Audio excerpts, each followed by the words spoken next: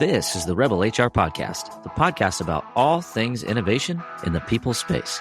I'm Kyle Rode. Let's start the show. Welcome back, Rebel HR community. This week is going to be a fun one. With us, we have Rick Hammell. Rick is the author of Getting Shit Done, the Millennial CEO. He is also a founder and an HR practitioner. Rick, welcome to the podcast. Hey, good afternoon. Thank you for having me, Kyle. Excited to be here. Well, we are excited to have you. Looking at our backgrounds and comparing them side by side, I have a feeling this is going to be a really fun conversation. I was kind of chuckling here when we were just getting started. Right now, we're recording this. It's like right in the middle of like open enrollment season, and we were joking. This is almost going to be like group therapy to some extent, maybe a little bit, but we'll have some fun with it. So. Rick, thank you again for joining us. Before we jump into it, I want to give you an opportunity to tell our audience a little bit about your background. Specifically, tell us about your journey as an HR practitioner and then ultimately as founder and author. And I'm just curious to understand a little bit more about that journey for you. Yeah. So, Kyle, what's really exciting about that background is I initially did not want to get into HR. My background, actually, I wanted to be a writer. I went to school for journalism initially, and then I actually had a situation that happened at work where I felt like I was not protected by the company, and that kind of changed my trajectory of where I wanted to go. I felt like HR could have been a better support from an employer perspective, and so I took a step back. I reviewed what happened, and I said, "Look, there's a better way to do it." And I changed my degree focus and went into business administration with focus in HR. From there, I went into HR for an organization that was a national company that focused on tax assessment. Yeah, really sexy there, right? Tax assessment. And then we went to, then I left that organization and focused on a government contracting agency. That government contracting agency had $1 billion contract with the U.S. government. And that's actually where I got my initial exposure in government contracting on a global scale and HR management, focusing on hiring talent in Saudi Arabia, Singapore, and Japan. And it was at that organization that I really focused on what was the best way to actually process payroll, how was the best way to onboard contracts, having to break that mentality of kind of the U.S. bias that I was used to, like at will employment, making sure social insurance, what do you mean benefits are covered? And I had to figure out how to kind of walk through that overall process and learn those processes and procedures. But while I was at that organization, I saw there was a gap in the market for HR. There had to be an easier way to find talent and manage talent around the world. And I tried to leverage certain providers and other solutions, and I realized there was a gap there. I ended up leaving that organization after 8 years, sold my house, and invested into starting an organization which was an employer of record organization. Actually, funny enough, at that time, the industry was called global PEO. And so I actually coined the term employer of record because I knew what a PEO was. An employer of record seemed like a better kind of definition of what we were doing. And I took off with that company very quickly. That organization, I was the CEO for 9 years, and was super excited about that. But like everyone else, there was a time where I felt like I had to step down. I felt like there was more that I could do, more of an impact. And so I decided about 4 months ago to step down, to focus on HR technology, simplifying the overall global kind of workforce ecosystem and workflow, and managing how you do that, regardless of the employee status. So if it's under a client's entity, if it's an employer of record model, or if they're using contractors, and having one ecosystem to manage that entire workforce management in one system. So that's what I'm doing now. But it's been a journey. HR to me is not just the people department, but it's the department that really is there to help the strategic initiatives of the organization, and that's what I'm doing now. Absolutely, and I'm over here. I'm just kind of chuckling and nodding along with you. I didn't even know what HR was when I entered the workforce, right? So, certainly similar stories where you just kind of noticed an opportunity, fell into it. I think, the other thing that's really interesting is I appreciated that you were an HR practitioner and you observed that there was a gap in the marketplace, and as opposed to doing what many of us do, which is just like complain about it, throw our hands up and say, well, this is just what it is. You went and started a company and sold your house and bet on yourself, which is just super cool. So kudos for you for that journey. And I'm sure that was that took some strong fortitude from your part, right? Well, I'll tell you that my dad owned his own business. My grandfather owned his own business. So I think it was inevitable, but for me, my Achilles heel is to help people. Actually, that's why I got into HR, right? I want to help people. And I felt that if I'm having these same issues, others are having the same issues in HR, and there had to be a better way to do it. And so being innovative and really thinking of a solution that was going to allow us to simplify how companies manage, paid, onboarded staff and talent around the world was really important to me. And that was successful. And I'm super excited about expanding that even further with this new company I'm starting. Yeah, super excited to hear a little bit more about it. And I'll be fascinated to kind of follow your journey as you continue to work through it. So, I'm curious. You mentioned that you were an aspiring author and got an HR because you had a situation at work. So clearly you're somebody that kind of wants to get your hands dirty and solve problems and kind of figure out how to find solutions. I'm curious for switching gears into the author side. What prompted you to write a book about getting shit done? Because first of all, I just love the title, but like, why did that become something that you realized, okay, this is a gap. This is an area where I think my perspective can help people be successful. It's interesting. I was having a lot of conversations about, what's a good leader? What's a good manager? How was I successful? Not why, but how was I successful? And everyone kept telling me, hey, you're so lucky. You were able to do this and accomplish this. You must have this handed to you. And I had to remind a lot of people that no, as much as, not everything I do is gold.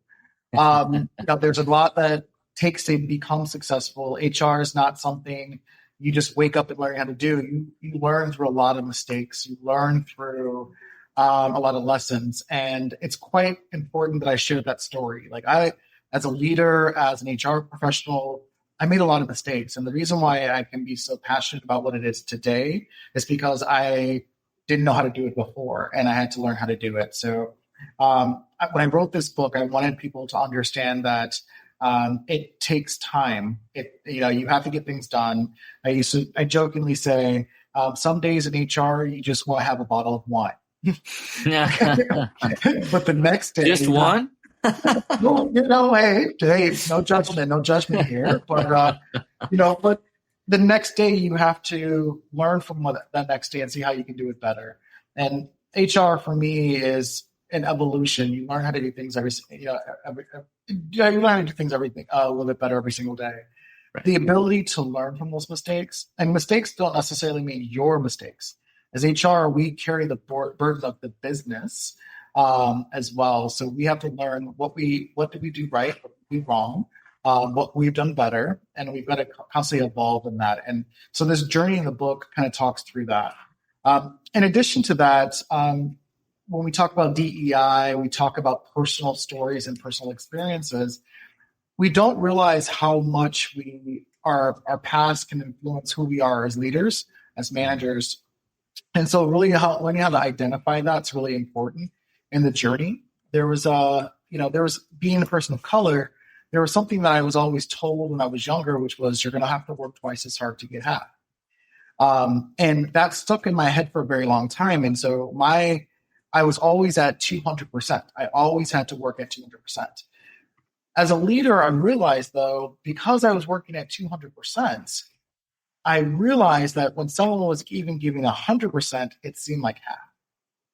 And I had to realize that my past, my own experiences, my own traumas were influencing how I was setting expectations for employees and leaders within my organization, and how I had to evolve from that and realize that I still may want to work at 200% because that's my norm now, but that's not everyone else's norm. So how do I, as a leader, adapt to that to make sure, one, I'm setting up everyone up for success, setting proper expectations, and making sure that we're being a good leadership company and setting people feeling like they have opportunities.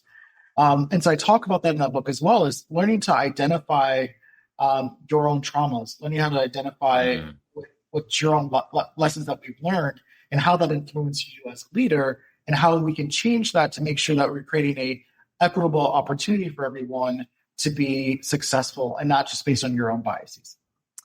Oh, I love that comment. And, I think it's really powerful. It's a powerful message. And I can certainly attest, personally, I've gone through that realization that, your perspective, your context is not somebody else's reality. Right. And like the older I've gotten, the more I've matured in my career, the more I've realized that, it's really shifted from like what we were trained were like best practices or something that we should be doing, or a pace that we should be working, as an example, into, what I would call a little bit more acceptance that there's a lot more differences in how people get things done. That doesn't necessarily mean it's better or worse. It's just different. I think one of the areas that I want to dig into a little bit are those points of difference on a global scale. And I had a very similar background to you. So I was working in primarily a U.S. business. There was a little bit of Canada and Mexico, but for all intents and purposes, it was a United States corporation, right? There wasn't a whole lot of this international flair. And then I was thrust into a global organization where, like you said, it's like you're trying to figure out how do you wait? What is social insurance, and what is the statutory requirement? What do you mean? What do you mean they get all of these things? 40 days off? Some of these like realizations that, oh wow, it is really different. And so, for those of us that are maybe in global human resources or planning to go into global human resources or have that perspective, how do you manage through those points of difference and kind of the awareness of the different contexts that people have as a leader? And then how do you make sure that you're engaging people appropriately, on a global scale? I think it's important to have conversations, and not the conversations where you're going to talk at employees, but truly to listen. There are certain nuances that come in. I'll give an example of that. Being as a global organization I still have my unique biases, being an American and kind of my American way I've managed HR. Now, making sure legalities are managed compliantly, that's one thing, but really understanding cultural nuances is another. So I'll give an example of what I've done in my previous organization that was kind of my aha moment. And this is recently. This is less than 2 years ago. So as I talked about, always evolving, always learning, it's really important. But here's the story. I went down to Brazil. I had about 55 people in Brazil. And I'm talking about how diversity is so important to us. Now, I'm excited because I've just hired all these people in Brazil. I've got teams in South America, Mexico, and Colombia, and other parts of South America. And I'm going, we are so diverse. I've got a huge Latino population. I am so proud that I've got that box checked. Yes, I've hit my DEI goals. But when I was in Brazil, yeah, right. We were like, yeah, we did it. But we went down, I spoke to an employee who pulled me aside. And this is when I say listening is really important. And she said to me, you say you have transparency, and I want to make sure you hear me when I say this. You talk about DEI, but you are not diverse. And I said, what do you mean by that? I said, I'm looking at all of these people in this room, and this is diversity. We have Brazilians. This is diversity for us. And they said to me, Brazil is 56% of African descent. And out of 50-something employees, you have one that is of African descent. How do you call yourself diverse when diversity in our own country is not represented here in this organization. And it was an aha moment to me. And I've talked about this a lot since that happened, because I realized that my definition of diversity or DEI was very American. Regardless of how global I had been, it was very much they're Latino, they're African, they're Caucasian, they're Asian. So Right. they fit in those criteria boxes that we have in the US. And that itself is diverse. But in actuality, what I had to realize is that I use the term global, but local. That DEI has to be global. It's got to be on a global scale and a local scale that you have to think about your overall initiative. And in that, you have to ask yourself, what does diversity mean to that region that you're operating in, and how do you ensure that you hold yourself accountable to that? That is that type of diversity. That's the lessons that we learn as HR professionals. And as you ask, how do we listen, or how do we hear our teams? We've got to give them an opportunity to hold us accountable, like that example there. Because I left Brazil, first call I made right before I got on a plane was our head of HR. And I gave her this exact same story and said, you're right. Then we looked at the rest of the world and we realized we were still making the same mistake multiple times. Mm-hmm. Mm-hmm. So we had to figure out what's our newest initiative? What do we have to do? How do we make this better? And we looked at trying to do that. And DEI is never something that can be changed overnight. It's something that, even though I have stepped down that organization and I am now the chairman of the board, even from a board level, I'm constantly talking to our board members and to our executive team that this has to be always at the front of our mind to make sure that we're holding ourselves accountable. We can't just be this American company doing business abroad. We really have to make sure we're a local company supporting our talent around the world. We'll be back after a quick break.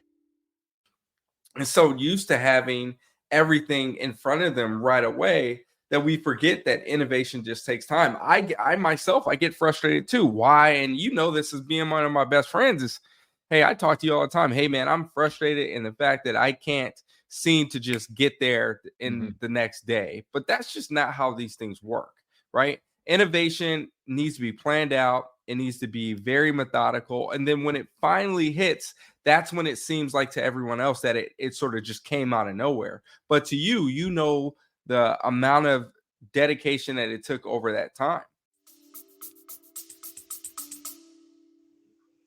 Absolutely. I love that term, global. I'm totally going to use that. I'll give you credit. I'll give you a trademark for it, though. Is it trademark or patented or anything? Do I have to worry about it? I can't confirm or deny those allegations. Okay. All right. Sounds good. I think, you know what? Fascinating story. And I think I would just say, very similar experience from my standpoint, where it's almost like the DEI, if you use DEI from a lens of somebody operating in the United States, it's just confusing to people, because even down to the fact that if you try to categorize DEI metrics by the demographics that the EEOC uses in the US, people are like, what does this even mean? I don't understand this. It's just not as common. But similar experience, specifically in other international jurisdictions where, DEI it needs to be diversity at the local level. It can't be what we define it as. Because if you look at my head count, we are super diverse. But if you look at each one of our individual locations, very homogenous, right? As it relates to each individual location. And so that's where the opportunity is. I couldn't agree more. Yeah, I think it's, when you think about it, Kyle, it's how do you just make sure leaders understand that this is important? So they got to hear it from the top, and how they think about it holistically. Statistics show that people hire who they know, and polls people know people who look like them, and so it's just an extra step. And that diversity, in my opinion, goes all circles, right? I need to make sure when I'm hiring, I'm not just hiring people that are of color. I got to make sure I'm bringing diversity and inclusion into the business, vice versa for someone like yourself. So it's really important that we just talk about, it's not about picking somebody. I hate when people say DEI just means you hire someone of color. That's not what it means. You hire the best talent, but you give opportunity to all talent. Right. Well, and then I think, and I'm assuming you'd agree with this, where it really matters is where you make it an environment where people feel like they belong, regardless of their demographic background, right? That's where HR needs to be spending most of their time. Yes, diversify the talent acquisition funnel, if you will, and give everybody an opportunity, but it's got to be a great place to work for everybody, right? And that's in my mind, that's where you win. Yeah, I think we have to, I have number one rule, which is people have to be comfortable in their own skin.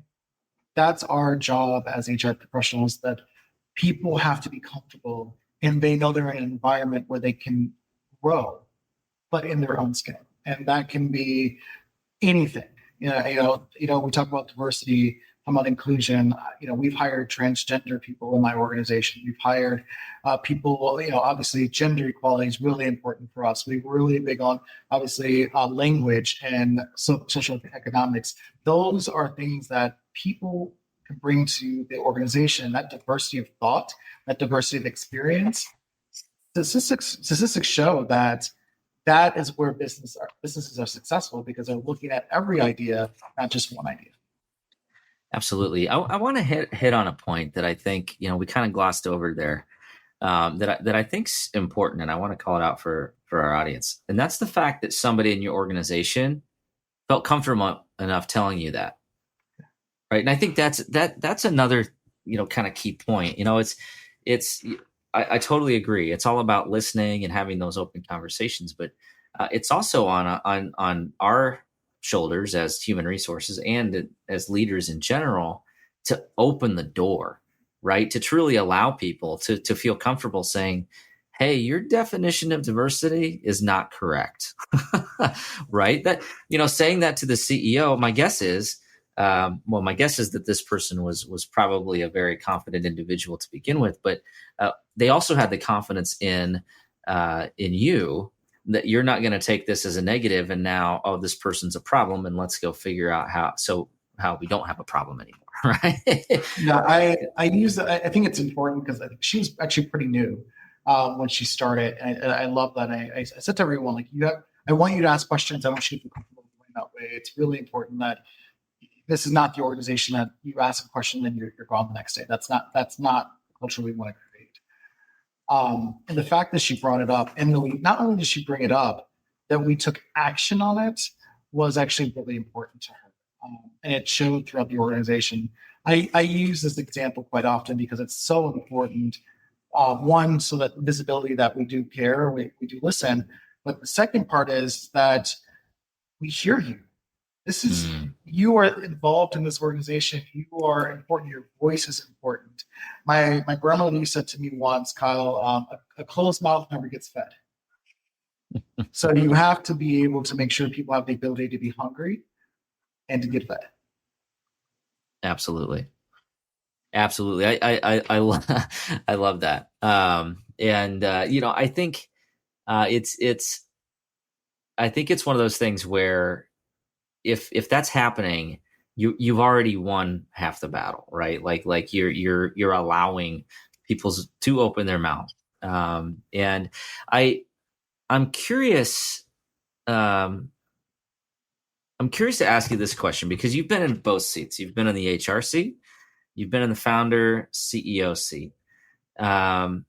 We talk a lot about how does HR open their mouth, and how do we speak truth to power, and how do we get a seat at the table? And it seems to be to the point where it's like the next HR person that says, I want to quote seat at the table, I'm just gonna it's like word of the day, buzzword, and let's change the topic. But there's truth there, that there's a challenge, right? And a lot of times HR is in kind of this awkward position where maybe they're struggling to share a message that may not be received well, or they're just struggling to even get access to the room so that they can share an appropriate message. So as you think about that challenge, given your background and the fact that you've been in both seats, what advice would you give for an HR practitioner that's trying to work their way into that true strategic role that human resources can play? Yeah, so I'll give us a story behind that first. That, when I was in HR, the CEO used to make decisions, and I would go, God, what is he doing? Like, this is going to destroy the culture of the business. This is a really bad decision. I disagree with it, et cetera, et cetera. As the CEO, I said, oh, I get it. I understand it. I understand why those type of decisions had to be made. It's important that HR does two things. One, create a value of why you need to sit at the table. HR does not need to just be the personnel department. HR does not need to be the paper pushers. HR needs to show the value of what people do and the return on investment of doing any investment into our people and how that triggers success for the business. When you're thinking about if it's new initiatives, just new technology, if it's new type of benefits, what data are you using to then go back to if it's the CEO or executive team or the board of directors to say, this is the investment we need to do, and here's your return of that investment, regardless of what you're talking about. Because if you just go in, oh, people wanted more benefits or people want, more time off, what is the return on investment? Why would we do that? We forget HR. We care about people, and we care about the company to make sure they're fully compliant. Business owners, CEOs, board of directors care about the dollars. So what's your return on investment on anything that we do, any action? So as you think about how you're going to communicate or bring that to the table, think about in those terms and always ask yourself those questions and make sure that's in your presentation or your talking points when you're bringing it to exec teams. The next thing that you need to focus on is how do you show that you are there for the organization and that you've got its best interest at heart.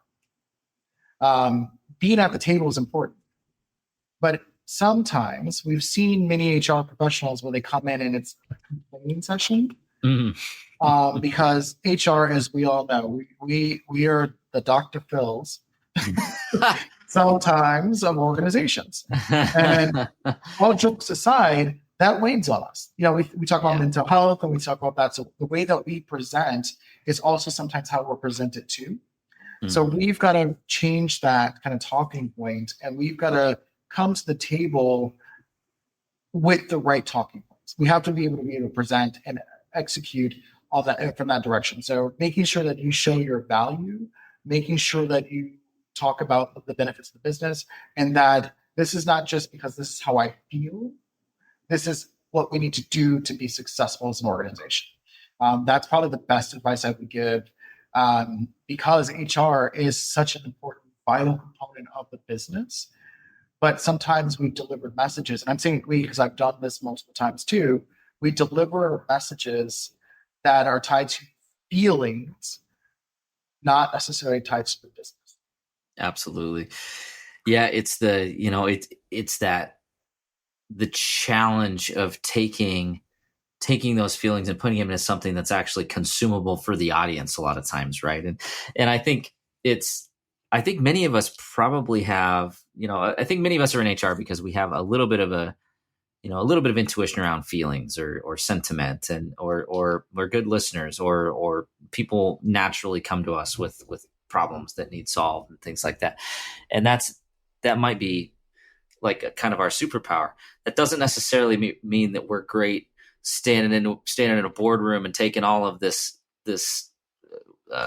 information that we've taken in and conveying it in a way that makes sense. And so I think that's really, really well articulated. And I think so, where you started, it's so much of it comes down to like creating that value, like being valuable in the room at the table, right? It's if you do that time and time again, you won't have to ask for a seat. They'll ask you to be there, right?